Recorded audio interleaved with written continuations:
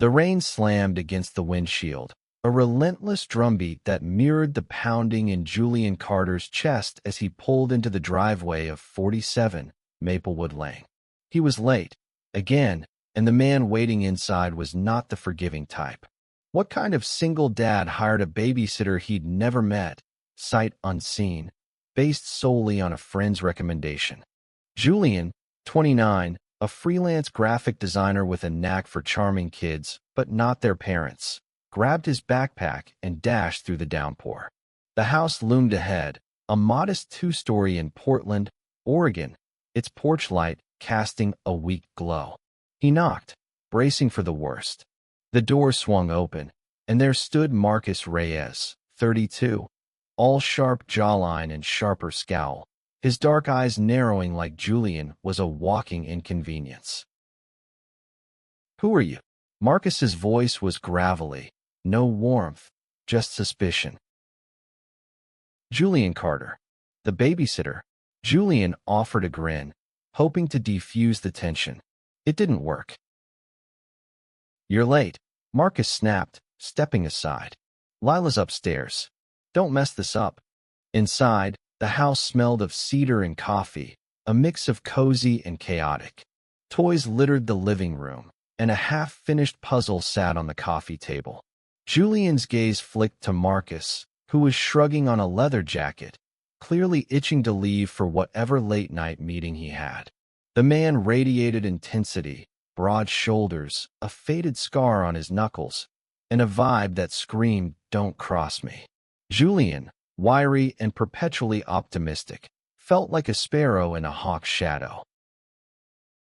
"Lila's 6, Marcus said, not looking at him. "Bedtime's 8. No sugar after 7.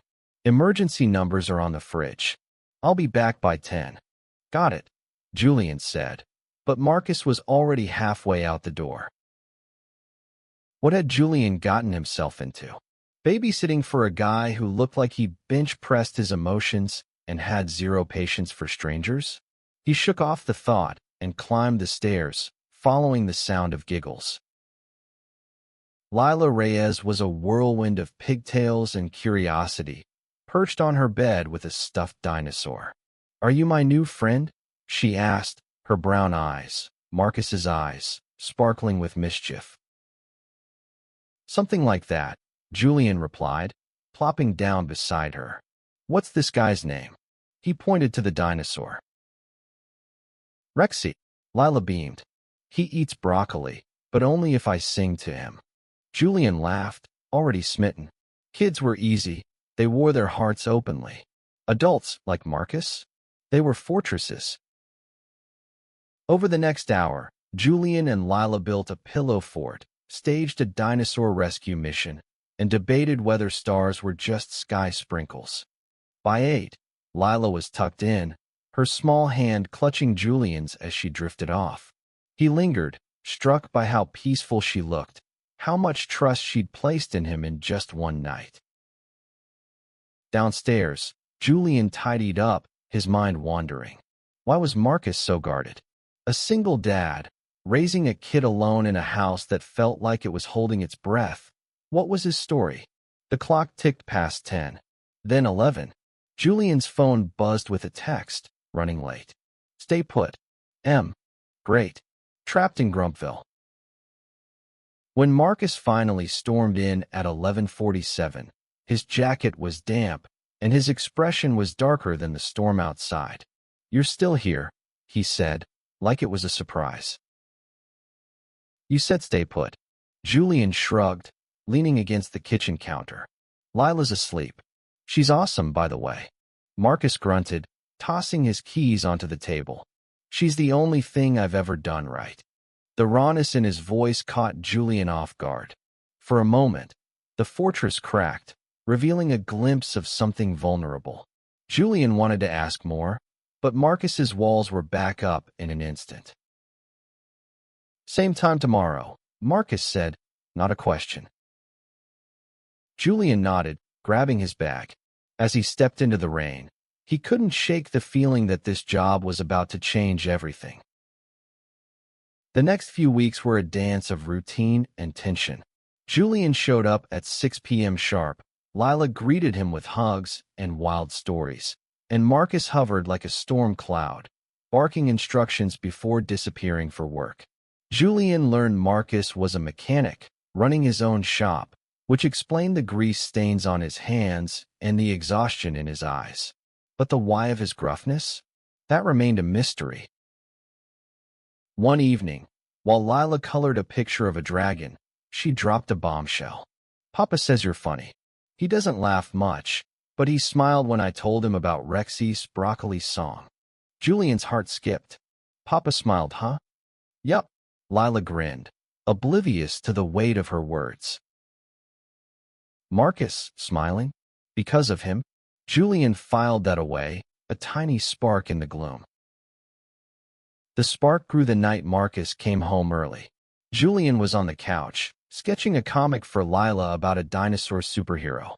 Marcus loomed in the doorway, watching silently. "You're good with her," he said finally, his voice softer than usual. Julian looked up, surprised. "She makes it easy." Marcus hesitated, then sat across from him, cracking open a beer. "Her mom left when she was 2. Haven't heard from her since. Lila's all I've got." The confession hung in the air, heavy and unguarded. Julian sensed the weight of it. Years of carrying a child's world alone. "You're doing a hell of a job," he said quietly. Marcus's eyes met his, searching, maybe even trusting. For the first time, Julian saw past the scowl to the man underneath. Tired, fierce, and fiercely protective. What did it mean to step into someone's life like this? To care for their kid, their home, their secrets? Julian didn't know, but he wanted to find out. By month 2, Julian was more than a babysitter. He was Lila's co-conspirator, her storyteller, her safe place. With Marcus, things were trickier. Some nights, Marcus lingered after work, sharing a beer and a rare laugh. Others, he was all sharp edges, shutting Julian out. It was maddening, exhilarating, and Julian couldn't deny the pull he felt, the way Marcus's rare smiles lit something inside him. One Saturday, Marcus asked Julian to stay late for a family night. Lila insisted on a backyard campfire, and soon the 3 of them were roasting marshmallows under a starlit sky. Lila, sticky-fingered and giggling, fell asleep in Marcus's lap. Julian watched them, his chest tight with something he couldn't name. "You're good for her," Marcus said, his voice low, the firelight softening his features. "And you?" Julian asked, daring to push.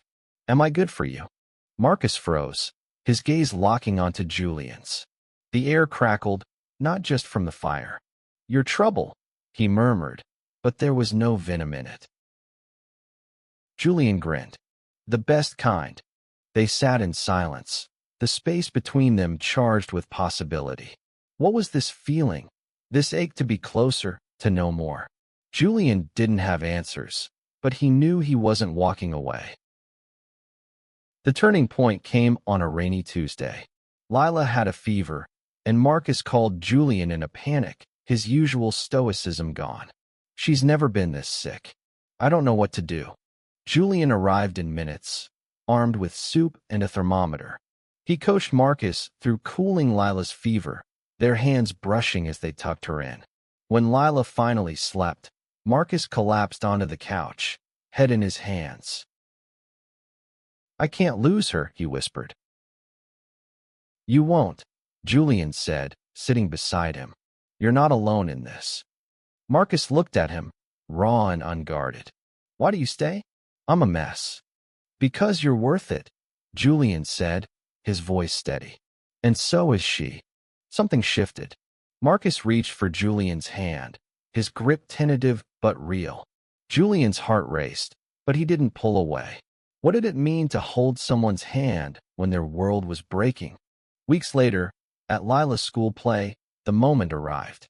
Lila, dressed as a sunflower, spotted Julian in the audience and shouted, "Papa, look, my other papa's here." The crowd chuckled, but Julian froze. his eyes darting to Marcus.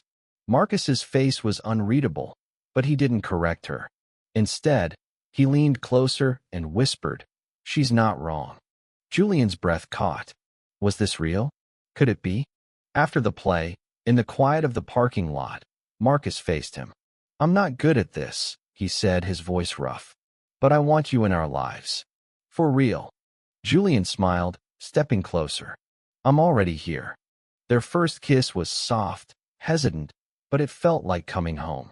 Lila tugged at their hands, oblivious to the weight of the moment, and they laughed, a family in the making.